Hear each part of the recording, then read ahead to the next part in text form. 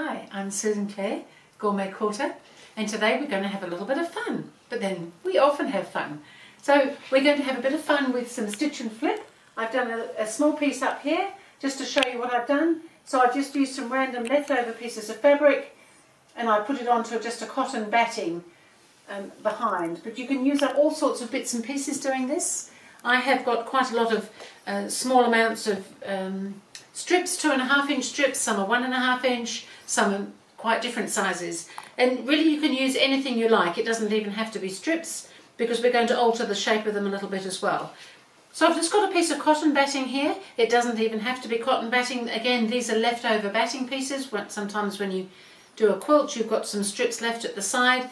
This would be great for making, perhaps you've got some longer strips, maybe some table runners, placemats, pot holders, other small things, pockets for bags, so many things. Or you could make them into blocks and do a quilt out of blocks using up these bits and pieces that you've got. So I'm just doing a couple of samples to show you today. So all I'm doing is I've got some strips here. There are a variety of lengths and even shapes because some of them are left from the piece that's up on the wall behind me. So we can use all sorts of things. So I've actually just started sewing, so I laid this dotty strip, I laid that onto the batting and then I've laid another strip on top and I've just done a regular seam but at a bit of an angle and then I have trimmed that. So I'll show you how I've gone about that by doing the next one. So I'm just coming up here and I'm going to find a piece here that I like the look of, maybe this little stripe, and I'm just going to pop that piece on here and I'm just going to again come in at a bit of an angle. So whatever I sew at is the angle obviously that it's going to end up at. So you want to make sure that things are not coming in beyond the edge of your batting. If you're going to be flipping them at an angle, perhaps you have to come out a little bit further. This edge here depends what you're going to do. If you're going to do something like I've done here, where things are just gradually getting shorter and then we're covering that end with the strip coming down, which is what I'm going to do to show you, just have some idea. You don't have to know the exact pieces you're doing, but if you've got some idea that you might be going to do another strip over there to cover those edges, then that helps a bit because you know that this edge doesn't have to be all even. But you want to keep your batting edge reasonably even, although we will be trimming it down, so always have your batting just a little bit larger than you want it to finish up so that we can trim it afterwards. Anyway, we'll go ahead and we'll do some sewing so that you can see exactly what I mean. So I'm going to be sewing with a 1/4 inch seam on, in this case, the stripy fabric here, just along.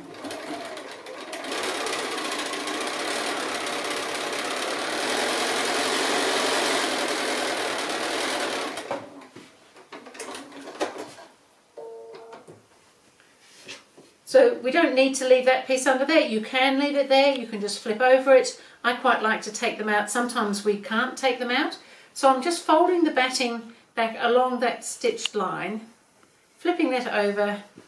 If you do foundation piecing, it's quite similar, but we're just not using a design to start with. This is just as it comes.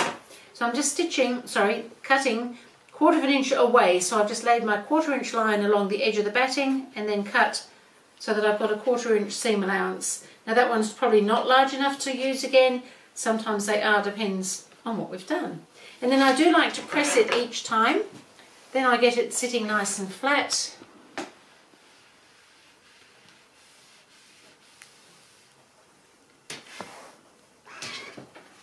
And then I thought I'd put another piece on. Now this one's not quite black, although these others are black and white, but I didn't think that really mattered. And this time I'm going to make that a little bit narrower and I'm going to drop this down here so that that comes up there. Again, just make sure that things are covering any edges that you want them to when they flip over. So we'll just do a couple of bits and then I'll do a little bit more.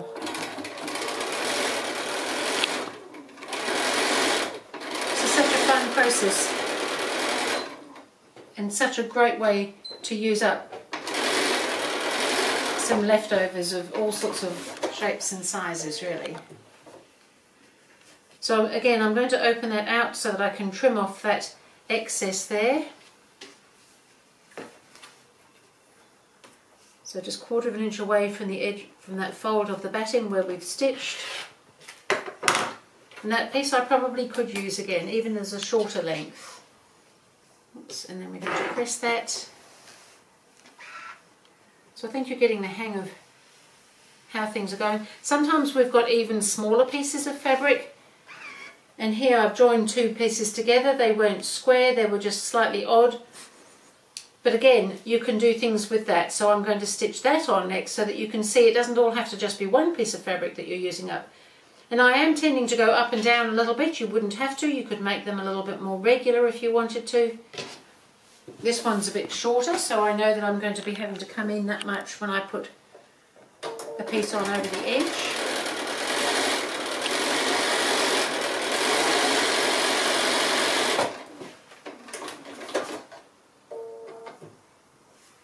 And I'm just going to trim that. So you can see you can make fabulous table runners or wall hangings just out of some leftovers. How amazing is that? And they look like you've been amazingly talented. Now I've come in just a touch there, so I'll have to remember that when I'm trimming.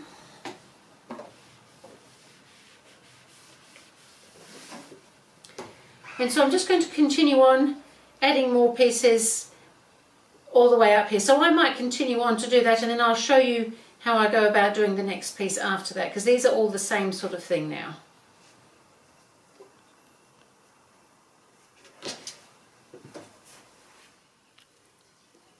So I finished coming up this side here. I managed to use up some of my small pieces that I had left from the other one that's up behind me on the wall. And now I'm going to put a blue in here, something like I've done with the green up here. So I've got a strip here, and I'm going to, so because this piece here is shorter, then I need to make sure that that's covered. So I could come down fairly straight, but I did want to come at a bit of an angle. So as long as I'm covered there where I stitch that on, that is the main thing. And then when I flip that over, that's going to cover all those messy edges there. So I'm just going to stitch that on now.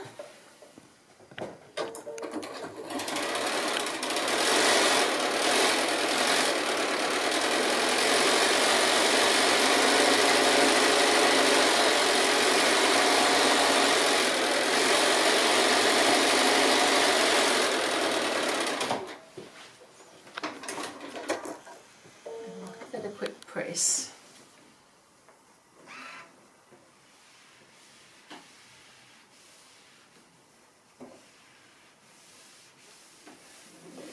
So when you're doing work like this, because I've kept going that way, I've covered all those ends, and now I've given myself a whole new edge, so now I'm going to be working this way.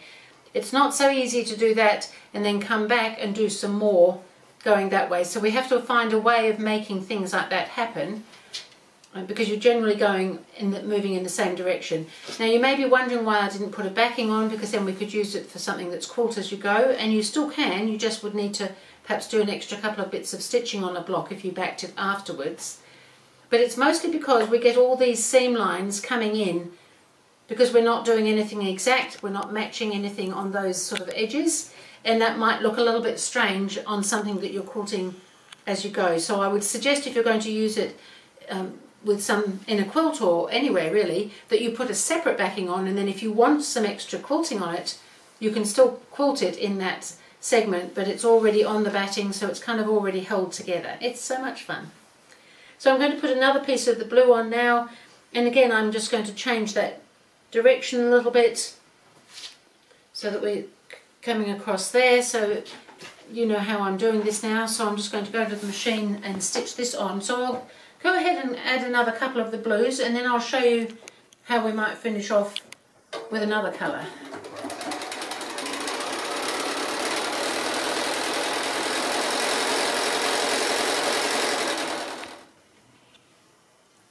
So I've gone ahead and I've sewn the blue ones down, and I've sewn that last one on. So this last one isn't quite covering, and I particularly wanted to put something like I have done on this one up here across the corner. So I wasn't particularly trying to make that cover the corner there. It does extend beyond down here, so that's all good. We're going well. So then I thought we might pop some red in this corner. So I'm not trying to make it look the same as that, but certainly it's going to be similar, just because I thought it would be a good way to do things. So I'm just going to come right across these corner bits here.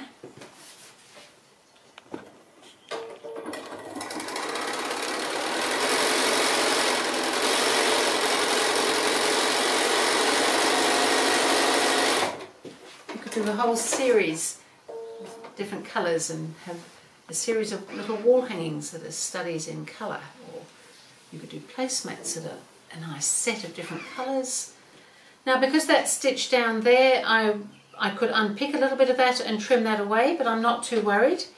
I think I'm just going to continue on and sew another piece on here at a bit of an angle there.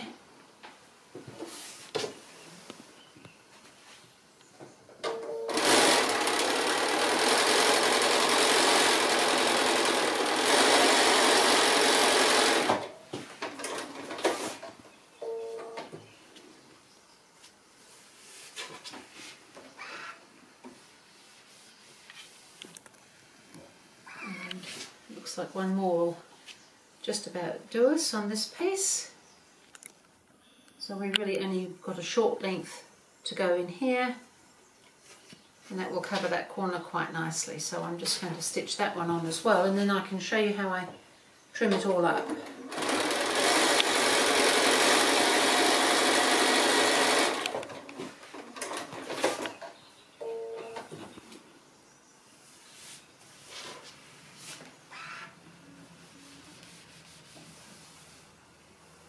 And so of course some of the trimmings will be usable in the next piece, because some of them are quite large.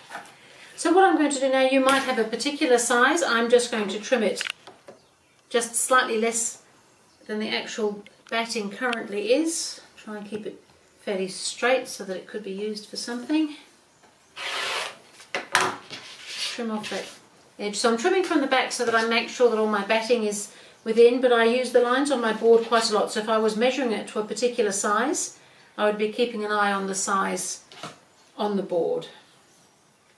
And I am keeping an eye on keeping my lines straight on the board.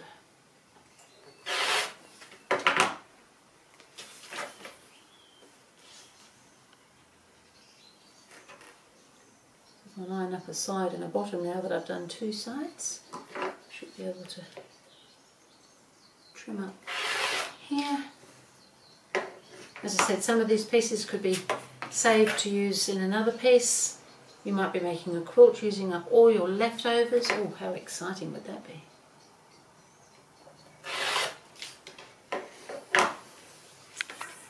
And here we have a very fun stitch and flip. Using it up, looks quite arty, or not. But again, I've kind of grouped my colours. I quite like that. Colours, something that I like. You could mix them all up. You could alternate colours. There's so much that in fact you could do that it's a bit hard to show you everything in one go. But I think that you can see that you could have a whole quilt like that. You could have separate little wall hangings perhaps if you wanted to decorate an area. I think they would look fantastic up on the wall just as hangings. They would make placemats, table runners, bags, really anything you like. So I hope you've enjoyed that. Stitch and flip, using up some leftovers and some batting leftovers as well. And I will see you again another time.